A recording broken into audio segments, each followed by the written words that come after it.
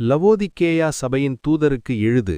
ஆமேன் என்றும் விசுவாசமுள்ள சத்திய சாட்சியும் தேவனுடைய சிருஷ்டியின் ஆதியுமானவர் சொல்லுகிறதாவது: உன் செயல்களை அறிவேன். நீ குளிருமல்ல சூடுமல்ல. குளிராயிருந்தாலும் நல்லது, சூடாயிருந்தாலும் நல்லது.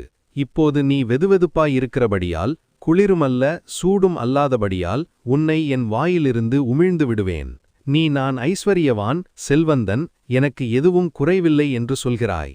ஆனால் நீ இரக்கத்திற்குரியவனும் பரிதாபத்திற்குரியவனும் ஏழையும் குருடனும் நிர்வாணனுமாயிருக்கிறாய் என்பதை அறியவில்லை.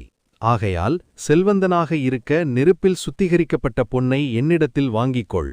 உன் நிர்வாணத்தின் அவமானம் வெளிப்படாதபடி வெள்ளை உடைகளை அணிந்து கொள். பார்க்கும்படி கண்களுக்கு கழிம்பை பூசிக்கொள். நான் நேசிப்பவர்களை கண்டித்து சிக்ஷிக்கிறேன். ஆகையால் உஷாராயிருந்து மனம் திரும்பு. இதோ நான் கதவின் முன் நின்று தட்டுகிறேன்.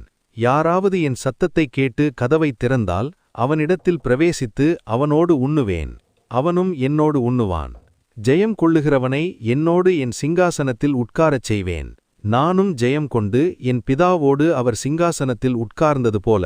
ஆவியானவர் சபைகளுக்குச் சொல்லுகிறதை கேட்க காதுள்ளவன் கேட்கட்டும்.